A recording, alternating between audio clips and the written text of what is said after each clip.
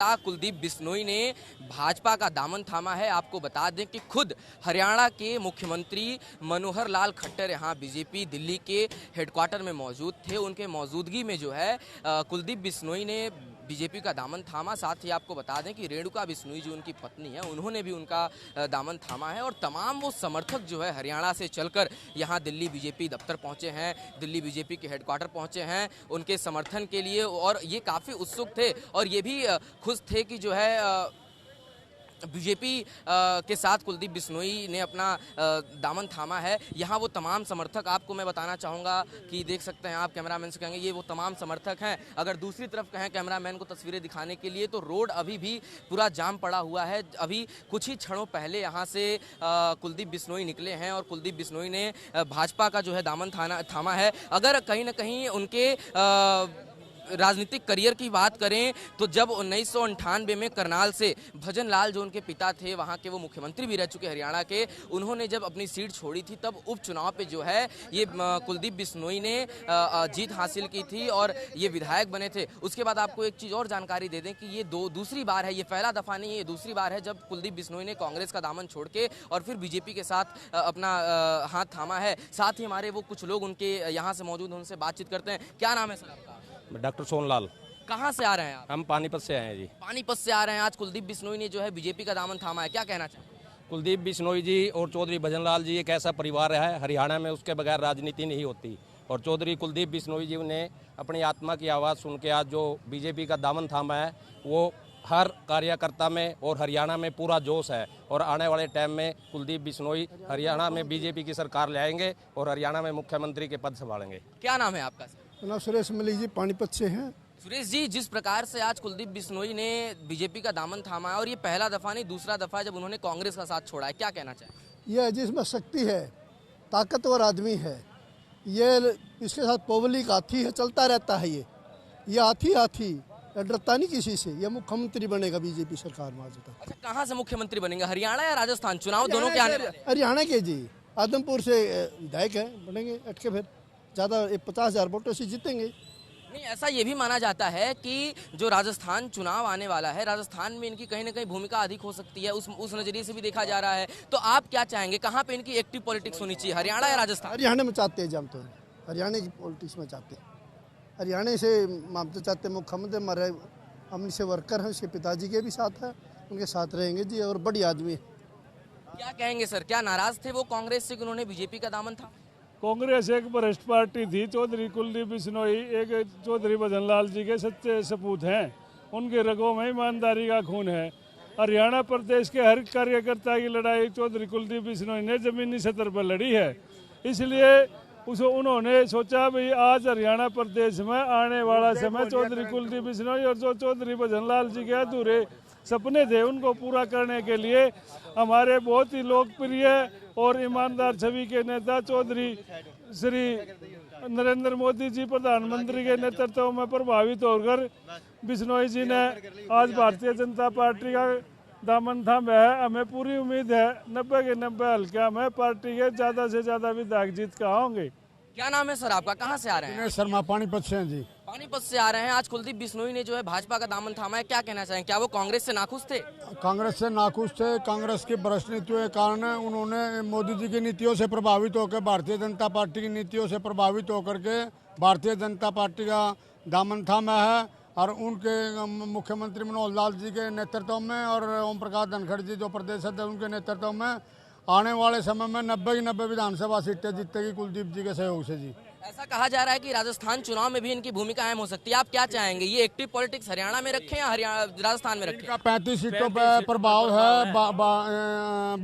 राजस्थान में बिश्नोई समाज का।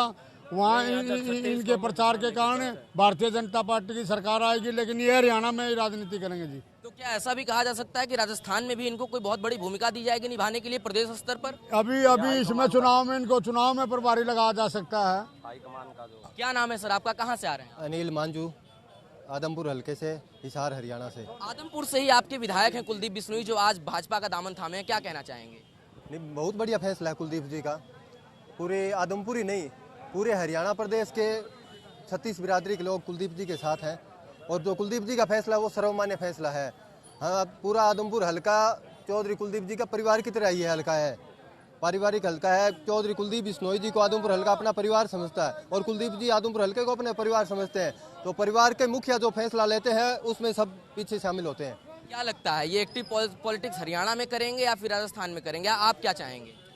हम तो यही चाह रहे हैं हरियाणा में एक्टिव पॉलिटिक्स भाई भव्य बिश्नोई जी करें और जन भावना भी यही है कि भव्य जी हरियाणा की पॉलिटिक्स करे, कुलदीप जी सेंटर की राजनीति में ज़्यादा इंटरफेयर रहेगा, वो बेटर रहेगा। और बीजेपी के लिए भी अगर कुलदीप जी को सेंटर के अंदर जितना भी स्थापित करेंगे उतना भारतीय जनता पार्टी के लिए फायदेमंद रहेगा, क्योंकि राजस्थान के अंदर 35 सीटों पर चौधरी कुलदीप बिश्नोई जी का काफ़ी प्रभाव है।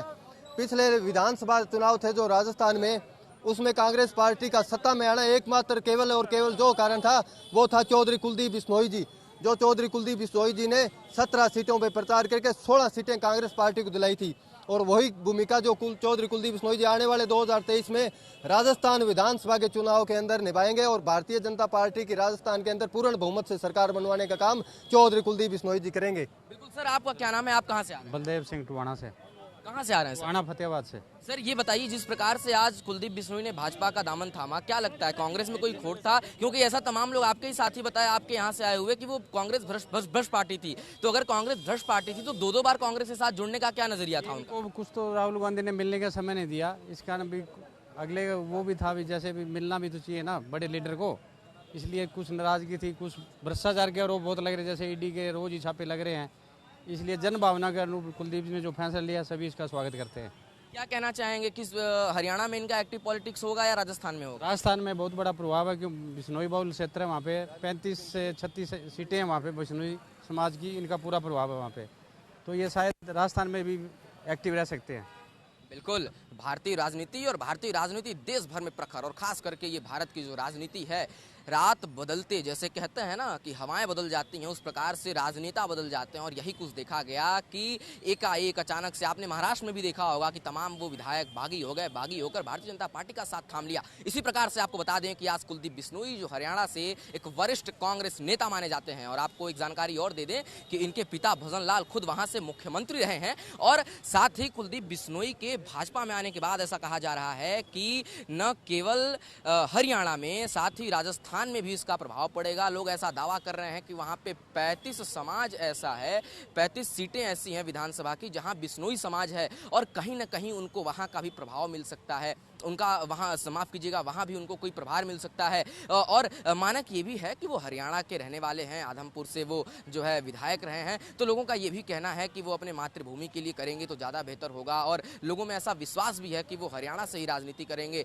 और कहीं ना कहीं आज देखा गया कि खुद सीएम मनोहर लाल खट्टर भाजपा के दफ्तर में पहुंचे और अपने मौजूदगी में इन्होंने भाजपा में कुलदीप बिश्नोई को सम्मिलित कराया। कहीं ना कहीं एक बड़ा संदेश है और लाजमी भी है। और 1998 से लेकर अब तक राजनीति में प्रखर हैं कुलदीप बिश्नोई, भजन लाल इनके पिता जो मुख्यमंत्री रहे हैं, तो एक समर्थक इनके, सुबह भी हम आपको तस्वीरें दिखा रहे थे, कुछ देर पहले भी आपको तस्वीरें दिखा रहे थे किस प्रकार से हजारों इनके समर्थक यहाँ पे उमड़ पड़े थे। तो कहीं ना कहीं हरियाणा में और लहजे में और बड़े लेवल पर इनके कहीं ना कहीं वो समर्थक होंगे जो इनका समर्थन करेंगे। और ऐसा भी मानक है, ऐसा भी कहा जा रहा है कि आने वाले ये हरियाणा के मुख्यमंत्री हैं। तो क्या अब ऐसा माना जाए कि सीएम मनोहर लाल खट्टर के बाद कुलदीप बिश्नोई ही वहां के मुख्यमंत्री हैं? ये ऐसे तमाम सवालात हैं जिसके जवाब भी चंद दिनों में मिलेंगे जब अगले साल हरियाणा विधानसभा का चुनाव होगा। कहीं ना कहीं राजस्थान विधानसभा पे भी हमारी नजरें रहेंगी, क्योंकि राजस्थान में भी 35 विधानसभा सीटें जिसमें बिश्नोई समाज का बोलबाला है, वहां भी इनका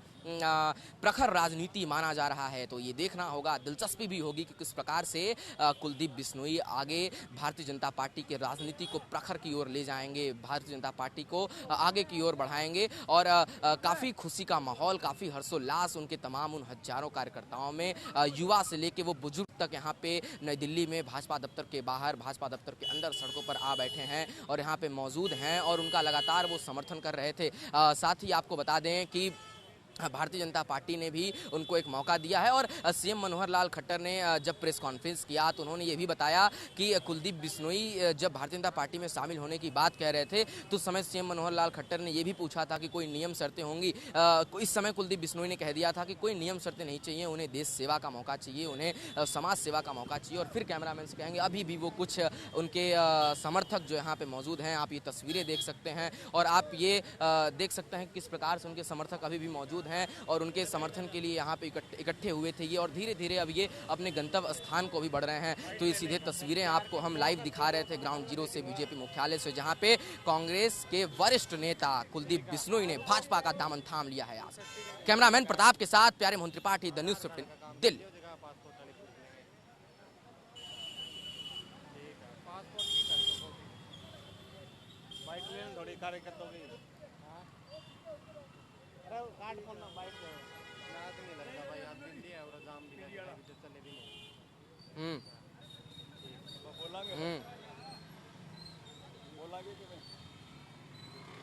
कट